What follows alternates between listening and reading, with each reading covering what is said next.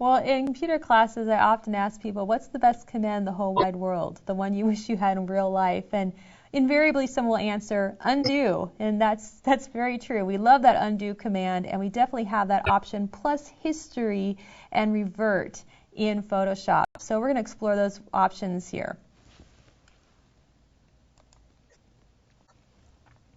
Well, as I work in an image and I start doing things like get my paintbrush and make, whoop, that's not my paintbrush, here we go, get my paintbrush, and I'm going to go ahead and quickly deselect first, Control D, and I start painting things and make changes. Those commands are being recorded in Photoshop, and there's actually what's called a history panel. And the history panel is going to track what you're doing here in Photoshop. And you can actually undo these steps or step backward in history going ahead by clicking on an item. And interestingly enough, when I select something using one of these different tools, that's actually recorded in Photoshop history as well. So I can even use that to return to a previous state. And I can start going back through my history and actually just start removing all these things to the point where I even opened up the file. So this snapshot here is my original state, my original history state, and I can actually just jump back to that, or I could move in. Now, interesting too enough, when I click on an item, it actually goes all the steps within that item in that history state. So I'm not skipping around, I'm just going to a specific option in that history state. Now, in your edit menu, a lot of us are familiar with that. Let me scroll up here to the top of the edit menu. I have my undo, and that's Control Z right here, undo, and it's going to undo the last thing you did. Now, a little different feature with the undo command in Photoshop is, let me go ahead and try the Control Z. The Control Z,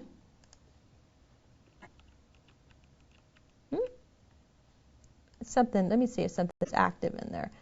Let me just do it slightly different. Let me just do a quick command and you'll see it more active. So let's go there and we'll do the Control Z. And you can see how the Control Z, what it's doing is it's undoing the last step and then it's redoing the last step.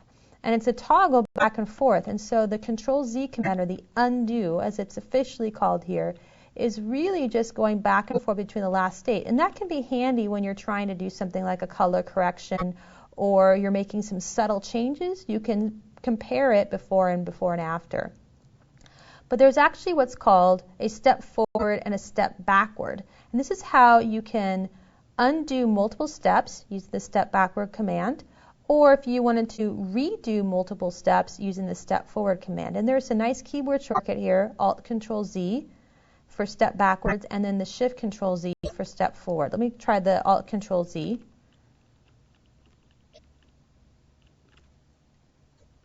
There we go. There we go. So let me try the Alt Control Z, and you can see how it's moving backwards, and I'll try the Shift Control Z, and you can see how it's stepping forward. And you can even see it here in the history as I'm doing my Shift Control Z. And if you're a keyboard person like I am, this is going to be a great option, just being able to go back. And a lot of times when you're working on those undo commands, they'll even be effective when you're inside a dialog box, so that'll even give you some options for working with the undo command. So just be aware of that. Some of these commands will also support undo. In fact, here's even a symbol for an undo. Let's go back to our history brush here. So in addition to the undo in the history, there's also a feature called revert, and you can see the command is F12. And the revert command, let's go ahead and just try that. The revert command will revert back to the last time you have saved the file. So if you've never saved the file, it's going to go back to when you first opened it. If you've saved it recently, it'll go back to that point in your history. But that's a really nice feature. One thing that's also kind of interesting is that even though you reverted it, you can still go back to previous states of history because the options were not completely purged out of your system. I do have in my edit menu, if I scroll down, I do have a feature called purge, and this is often used to keep down the file size. But one thing I could do is to purge the history, and that would remove any of these steps in there, and that would also give me a little bit more a boost of memory. Now let's explore some of the options with history itself. So here's the history panel, and one of the things I'd like to do is if I'm making changes to the history to my document, so for example, I made some selections with the wand here, and just going ahead. Let me collapse that panel there for a moment, just like clicking on it. And I'm going to make just a real quick selection, nothing too fancy, but just getting the sky. And then if I were going to go ahead and fill that with, let's say, a black fill color. There we go. And I'm going to go ahead and deselect. I just Control D to deselect that. And I can see all these different steps in here. One of the things that I can do is I can actually save a snapshot of that item. And you can see here's my original, and here's my snapshot. And so this allows you to go back and forth between different states of the history. And if I click on here, it's going to remember anything that I might have. Now, you may end up losing some options. So if I go here to balloons and then I start doing some of my random painting, you can see how my history is starting over, but I can still return back to that original state. So again, that snapshot's really handy. You also have an option to open up a document from the current state. So let's go to the snapshot. And it created a new document from the state that I was in. So here's my original balloons layer, and here's the snapshot. I'm going to close that out. Won't save it. And I'll go back to history. You can also change some of the settings of the history. So there's some history options in here that we could use. So for example, automatically creating a first snapshot. There's this feature called Allow Nonlinear History. This does require extra memory, but when you're using the nonlinear history, it allows you to jump back and forth between items and not necessarily remove one item at a time. So you can see how you can actually delete items because of the nonlinear history. Let me go back to history items and I'll uncheck that feature. And that would mean if I were to do one step, everything's going to be done. You can't undo a step in the middle. By default, you have 20 steps of history. That can be changed. Let's go here into Preferences, and we're going to move into File Handling. And actually, we're going to go from Preferences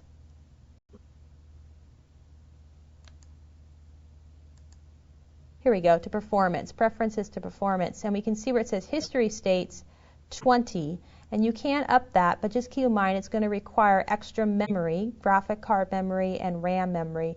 So 20 is the default, and I usually keep mine to 20, but if you had some special documents, you might want to bump that up.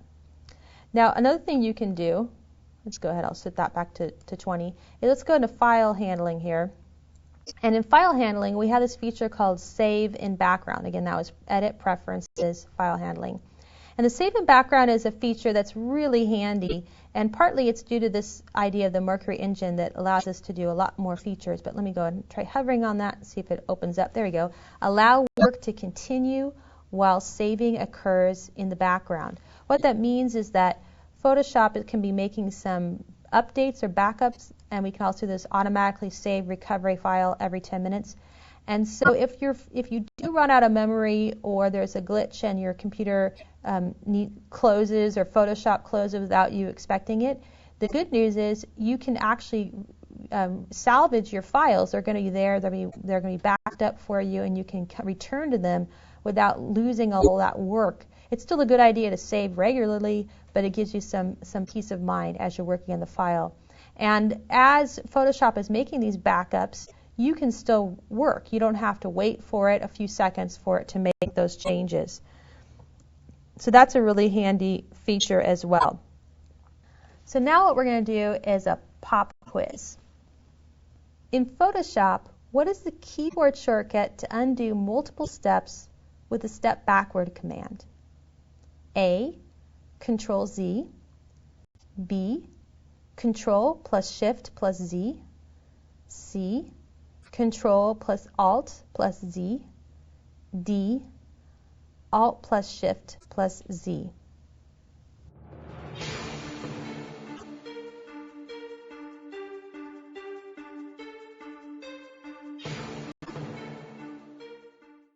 The answer is C, Control plus Alt plus Z.